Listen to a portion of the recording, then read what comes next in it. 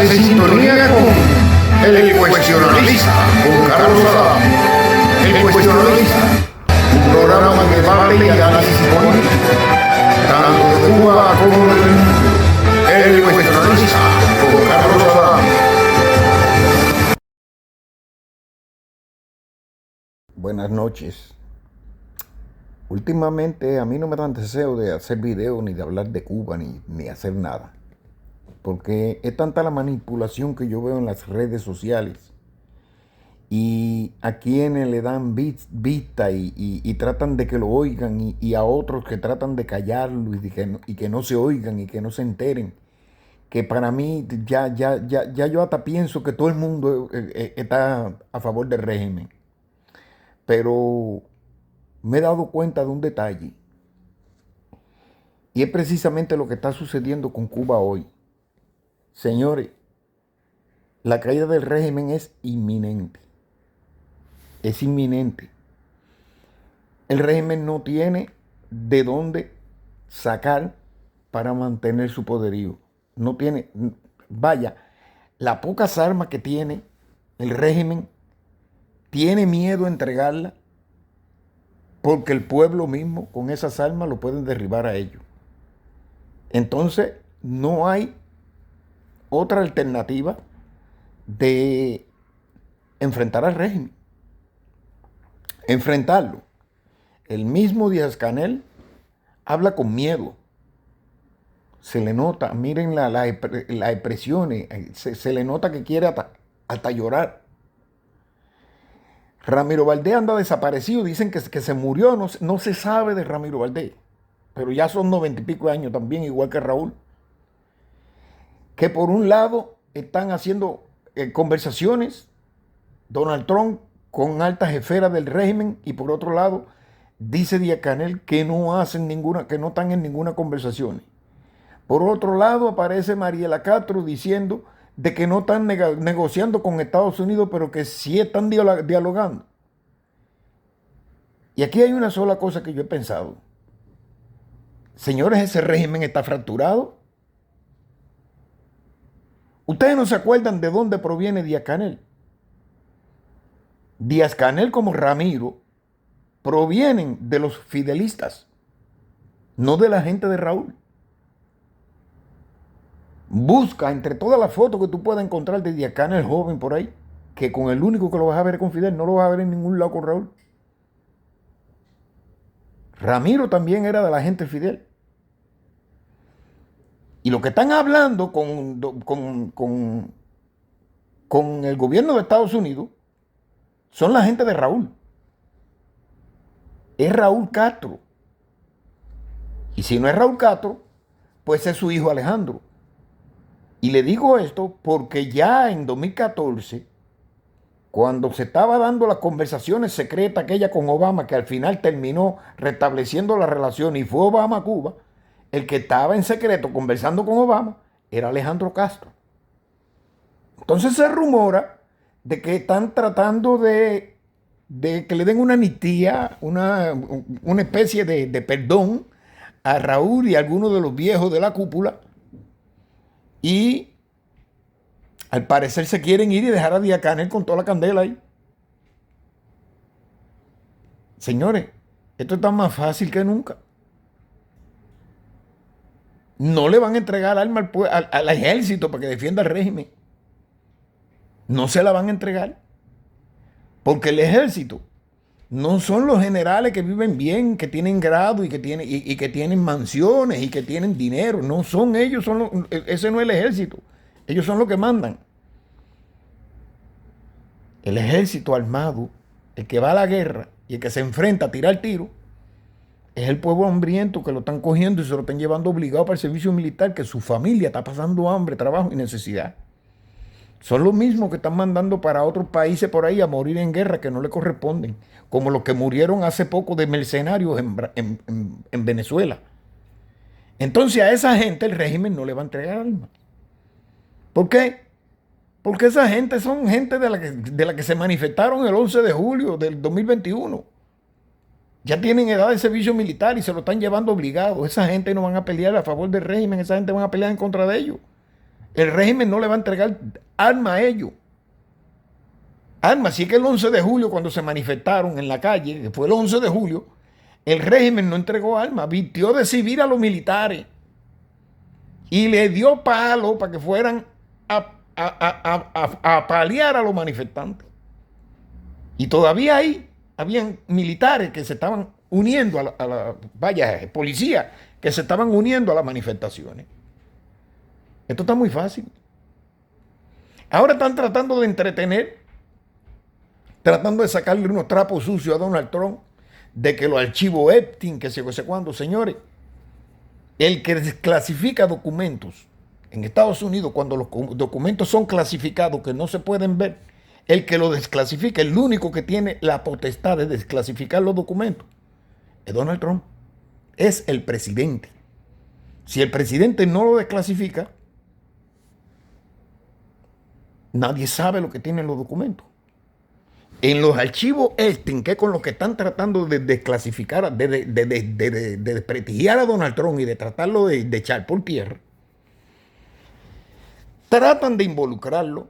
No sé si es verdad que estaba ahí o no estuvo ahí, y si estuvo, él no era político. No era político en los años, hace como 30 años atrás, o 40, cuando Epstein estaba en su negocio y cosas. Donald Trump no era político. Donald Trump era un millonario que se dedicaba a bienes raíces y tenía un show de televisión. Ya. Ahora es un político. Ok. Pero en aquellos años él no era político. ¿Y saben una cosa? Biden era un senador en aquel tiempo. Y todos los que estaban involucrados en todas esas cosas eran políticos. Hasta Fidel Castro, Andrés Pastrana. ¿Me entienden? Pero nadie habla de esa gente. Todo el mundo es apuntando a Trump porque tienen fijación con Trump. Y para mí, para mi entender, yo hallo muy extraño que mucha gente que han venido para acá, para Estados Unidos, diciendo que han venido como refugiados políticos, como expresos políticos y como luchadores anticastristas, a mí me extraña que esa gente estén aquí y hayan venido para aquí por luchar contra los Castro, y el hombre que más ha dado indicios de que va a derrocar y acabar con aquello de Donald Trump, y estos están contra Donald Trump y a favor de Biden, del Partido Demócrata, de Obama, gente que más bien le han dado respiro al régimen por tantos años. Esa gente me llenan de dudas. Esa gente, por supuesto, que para mí no son ningunos opositores, que lo que están es haciéndole de espías aquí del régimen, o de informantes del régimen como para bajarle un poquito el tono, o quizás testaferros del régimen, porque todos viven bien. No veo otra cosa. Donald Trump, cuando el tiempo de Epstein, no era un político. Es en primera. En segunda, también está el asunto de que es Donald Trump quien está decidido a acabar con el régimen de Cuba. Ya se llevó a Maduro, está trabajando con Venezuela y está tratando en diálogo con Cuba.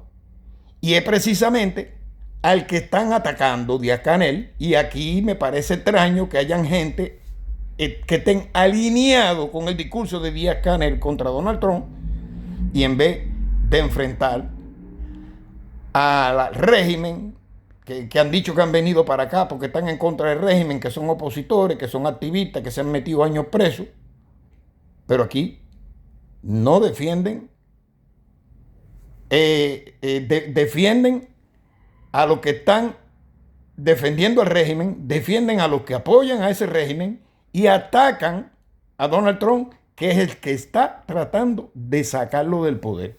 Analicen bien eso, analicen bien esa gente.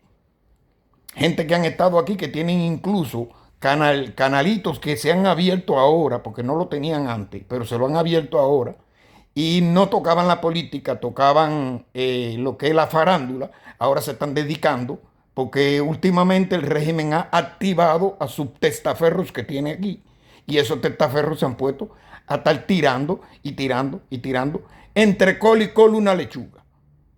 Empecé con uno, empecé con el otro y lo estoy mirando a todos. Y todos siguen ahí como si nada. No importa la situación que esté pasando, siguen echándole a Donald Trump, siguen defendiendo a los que defienden al régimen y siguen defendiendo la situación de Cuba. Señores, la situación de Cuba no es una situación normal. Los Castro no llegaron al poder por elecciones.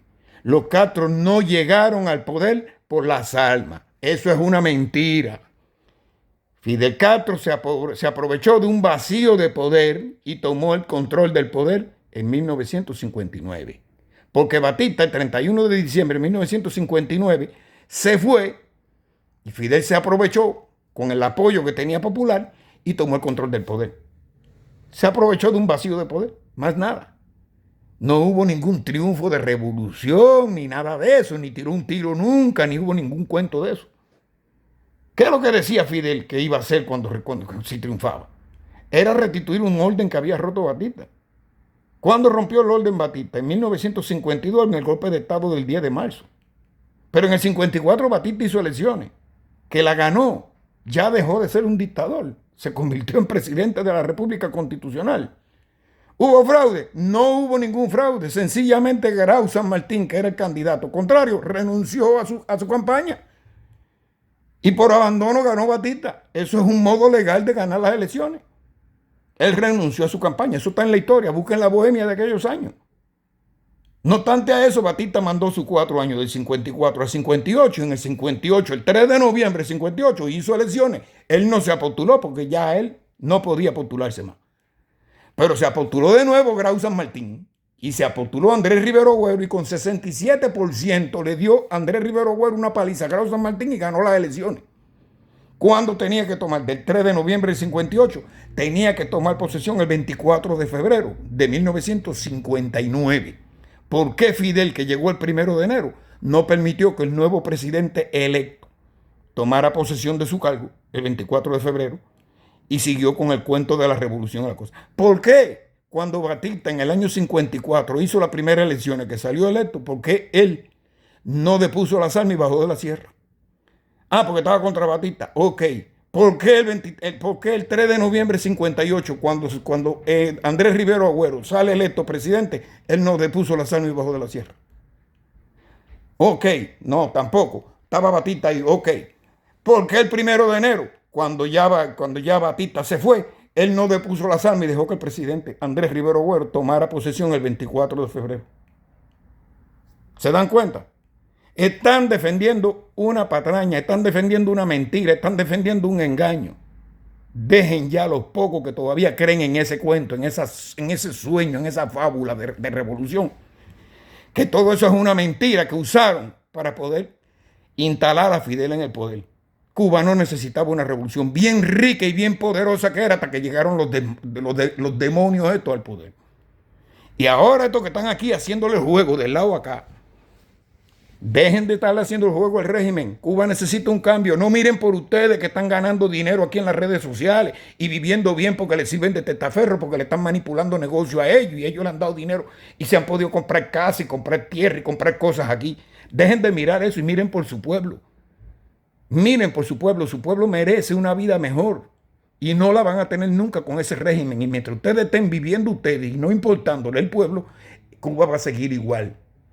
Pero ya es momento de que se aparten antes de que lo señalen, que se aparten antes de que lo llamen a ajustar cuentas. ¿Por qué? Porque ya son 67 años. Aquí nada dura 100 años. Nada dura 100 años. Y ya eso tiene 67. Ya eso llegó a su clímax. Ya eso va a caer. No defiendan más eso. Lo poco que lo están defendiendo, cámbiense de bando antes que sea tarde. Como hicieron los guardias del tiempo de Batista, que después Fidel se aprovechó y empezó a matarlo a todos y asesinarlo y inventar juicios falsos y todo contra los policías de Batista, y simple y llanamente porque lo enfrentaban a ellos, porque lo de ellos era enfrentar el delito. Que dicen que eran guardias de Batista y no eran guardias de Batista, eran los guardias. Era el ejército de la República. Pero como Batista era el presidente, entonces había que obedecer a Batista. A toda esa gente Fidel la terminó. Y todavía sigue mandando a tus hijos, a tus nietos, a tu familia, a guerra que no le corresponden, diciendo que por amor a la patria. ¿Qué patria? Venezuela no es tu patria es Cuba. ¿Por qué tus hijos tienen que ir a morir defendiendo a un dictador en Venezuela? ¿Por qué tienen que ir a enfrentarse a un enemigo en Ucrania, en Rusia, por allá, en Angola? Señores, paren. Paren ya de defender esa mierda. Ya ustedes tienen bastante dinero. Ya el dinero que ustedes tienen, cuando eso cambie, no se lo va a quitar nadie. Ustedes van a ser dueños de todos esos negocios. Dejen, ustedes los testaferros, déjense de ser berracos. Apoyen la caída de ese régimen, que todo el dinero y todo el de negocio que ellos han puesto en sus manos es de ustedes. Ya, paren con eso. Paren ya de defender lo que no tiene defensa. El pueblo de Cuba merece un cambio. Cuando yo nací en 1962, ya ellos tenían 3 años en el poder. Ya yo estoy viejo. Ustedes quieren que sus hijos y sus nietos tengan el mismo futuro que tuvimos nosotros. Señores, vamos a cambiar a Cuba.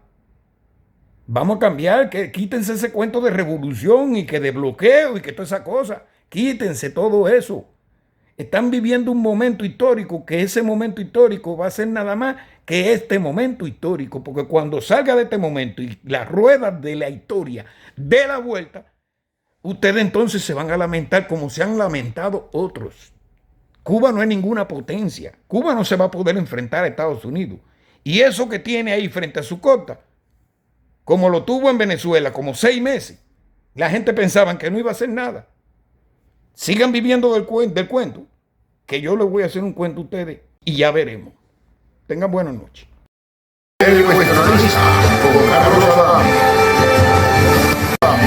Es lamentable, pero es cierto, amigos. Este es el final de nuestro programa de hoy. Le damos las gracias y tengan todos un feliz resto del día. Cuestionalista, un programa de debate y análisis político, tanto de Cuba como del mundo. El Cuestionalista.